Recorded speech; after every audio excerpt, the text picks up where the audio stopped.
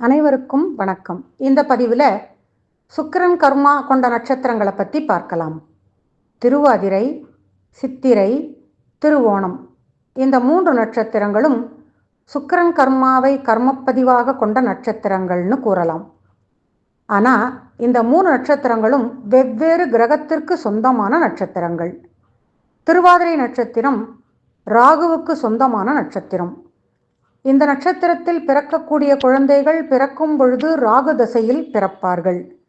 சித்திரை நட்சத்திரம் செவ்வாய்க்கு சொந்தமான நட்சத்திரம். இந்த நட்சத்திரத்தில் பிறக்கக்கூடிய குழந்தைகள் செவ்வாய் தசையில் பிறப்பார்கள். திருவோணம் நட்சத்திரம். இந்த நட்சத்திரம் சந்திரனுக்கு சொந்தமான நட்சத்திரம். இந்த நட்சத்திரத்தில் பிறக்கக்கூடிய குழந்தைகள் சந்திரன் தசையில் பிறப்பார்கள்.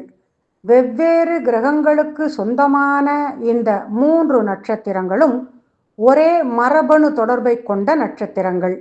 ஒரு வீட்டில் இந்த 3 நட்சத்திரத்தில் ஏதேனும் ஒரு நட்சத்திரத்தில் குழந்தை பிறந்தால் அந்த குழந்தை பிறப்பதற்கு முன்னரே அந்த குடும்பத்தில் தாய் வழியிலோ தந்தை வழியிலோ மற்ற 2 நட்சத்திரத்தில் குழந்தைகள் பிறந்திருக்கிறார்கள் என்பதுதான் உண்மை. இந்த 3 நட்சத்திரத்தில் ராசி நட்சத்திரமாகவோ அல்லது லக்ன புள்ளி நின்ற நட்சத்திரமாகவோ அல்லது லக்ன அதிபதி நின்ற நட்சத்திரமாகவோ குழந்தைகள் பிறந்தால் அந்த குழந்தைகள் சுக்கிரன் கர்மாவை கர்மப்பதிவாக கொண்டு பிறந்துள்ளது என்பது பொருள்.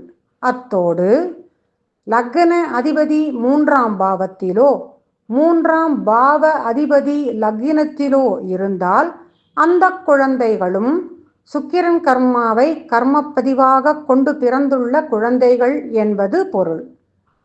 நன்றி, வணக்கம்.